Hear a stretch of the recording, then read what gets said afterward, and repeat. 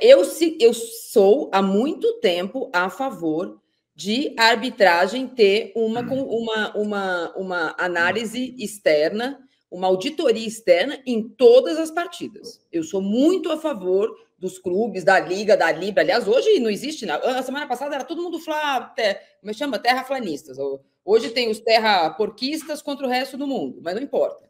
Eu sou a favor de que dentro da cabine do VAR tem que ter um representante dos clubes, do sindicato dos atletas, não sei, tem que ter uma pessoa externa para ver por que de vez em quando eles chamam, para que de vez em quando eles não chamam, para dar nota. É a única profissão do mundo que não tem chefe, Piperno. Porque, assim, essa nota da CBF, ela é um tapa na cara de todos nós torcedores. A comissão de arbitragem da CBF não tem nome, tem que ter nome. Tem que ser o senhor Rodrigo Silva decidiu e informa, ou então o presidente da CBF. Quem que decidiu? Foi o colegiado? Teve uma reunião? Quem é a comissão de arbitragem? Quem é o nome que assina? Cadê a coragem? A comissão de arbitragem da CBF informa que os árbitros centrais e de vídeo das partidas Red Bull, Bragantino e Grêmio, o do Grêmio é o que apitou o Corinthians na quarta, deu aquele pênalti no final. É o mesmo, só que a punição só vem no sábado.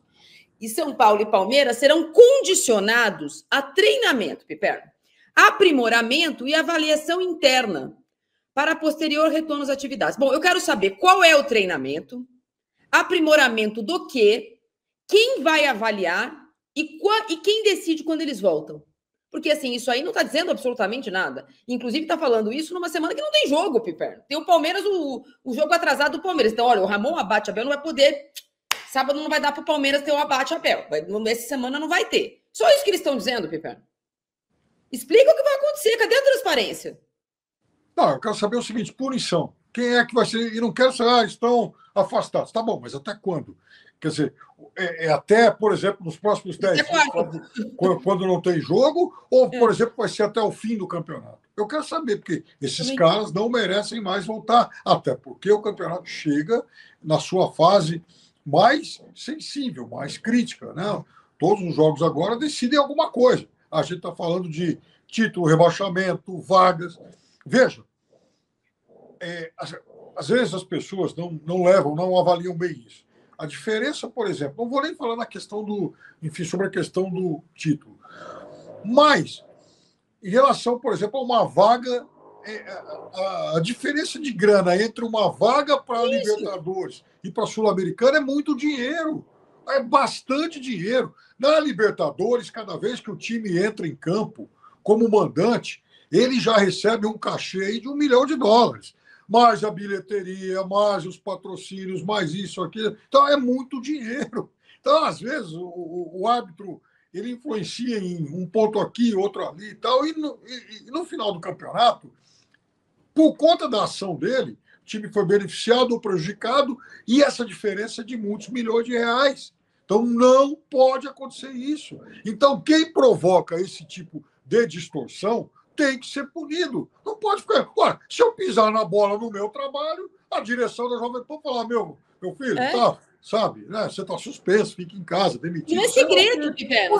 Normalmente, quando acontece com jornalista, como aconteceu agora de uma forma bastante injusta nos Estados Unidos, principalmente com o apresentador, são explicados os motivos. As pessoas não são burras, entendeu? Elas merecem uma explicação. No caso do futebol, que é entregue ao público e se diz o torcedor parte do processo, é um absurdo ter um time, o outro time, uma pessoa no meio que apita e sobre essa pessoa tudo segredo. Ó. O Douglas Reis manda um superchat. Obrigada, Douglas. Disse aqui, se não tivesse coisa errada, o áudio do VAR seria divulgado. O que aconteceu ontem e no Paulista não foi erro, porque um árbitro que já foi afastado por favorecer o Palmeiras ainda apita jogo deles. Douglas, vamos lá. Vamos ao porcaria do maldito protocolo do VAR.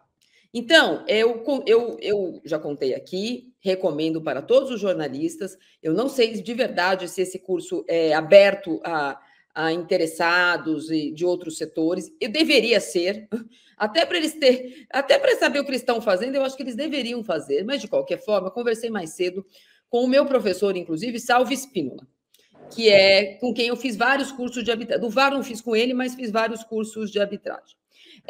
Muita gente está falando hoje que não é necessário, que a culpa é toda do Abate, ele é o juiz, só que aqui no Brasil a gente inventou o VARBOL, e no VARBOL, em que esses juízes estão condicionados, a mãozinha no ouvido virou tique de juiz, eles apitam com a mãozinha no ouvido, e eles fazem tudo que o VAR mandar.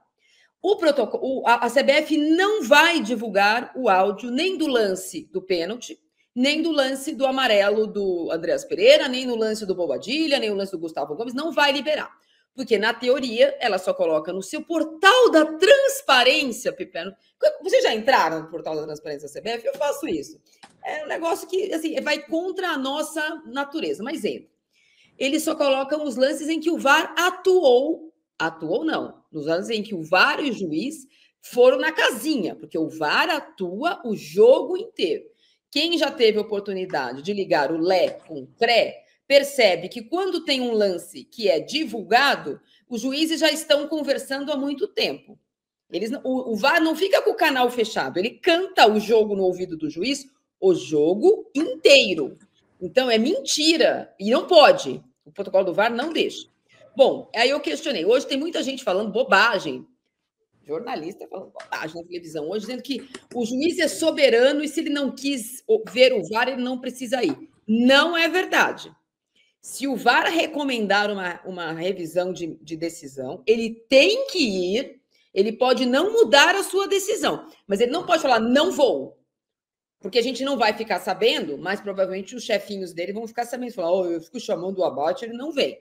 Se isso aconteceu, é mais um motivo para ele ser suspenso. Mas o protocolo é esse. Chamado para uma revisão, pode ser uma revisão completamente absurda. Vem aqui que eu vi que tem um ET no campo. O juiz precisa revisionar. Ele pode não mudar a decisão, mas ele tem que revisionar. Ele não pode ir, ele tem que descrever o que ele viu, o VAR fala que ele recomenda uma revisão, e aí, se tivesse que ele revisionar ou não, ele revisa. Então, não é verdade o que eu ouvi hoje, por exemplo, no Sport TV, um jornalista falando que o juiz não precisa ir no VAR. Ele precisa. E se ele foi chamado e não foi, ele tinha que ter sido suspenso durante a partida. Então, esse é o protocolo do VAR, e é importante que as pessoas saibam, porque senão fica parecendo... Porque uma outra coisa que aconteceu com o VARBOL, Piperno, é essa coisa dessa nota da CBF. É a gente culpar não se sabe quem. Porque quem está na cabine do VAR, sei lá, sempre é o juiz de campo. Então, agora, o juiz de campo sim tem a decisão final, mas ele precisa ir rever o lance. Então, se ele não foi rever, tem duas opções. Ou ele não foi chamado e o VAR errou também, ou ele foi chamado e não foi, e aí não é que não é suspenso, Piperno, ele virou o rebelde sem causa, ele vai ganhar o prêmio adolescente do ano. Bom, há quem diga que é possível que ele não tenha sido chamado, isso a gente não sabe, porque... Nem vai saber, porque não vão postar o áudio. Oi? E não vamos saber, porque eles não vão postar o áudio. Não vamos saber, porque haveria agora uma espécie de receio de alguns integrantes do VAR que estão sendo acusados, eles são realmente, serem muito invasivos. Então, há vídeo-árbitros que optam por não chamar o árbitro em lance que o árbitro, né, de alguma forma, interpretou de maneira diferente. Isso é uma possibilidade que nós não vamos saber se alguém que estava lá não contar de fato o que foi que aconteceu, né? Isso realmente é um problema. Porque, vejam só, eu acho que ontem, além da questão do pênalti, por exemplo, a jogada em que o Sousa recebe a cotovelada. Isso. O lance de bola seguiu, então é natural que o árbitro esteja acompanhando o lance de bola. Então, a cotovelada seria a parte que caberia ao pessoal do VAR, porque eles têm, né, outros recursos, porque o árbitro ele muda o olhar dele para o lance de bola. Então, alguém poderia falar, Ramon, aconteceu isso, você quer checar? Me parece que isso também não ocorreu. Então, no caso de ontem, eu acho sim que houve um erro, aliás, ocorreram muitos erros coletivos.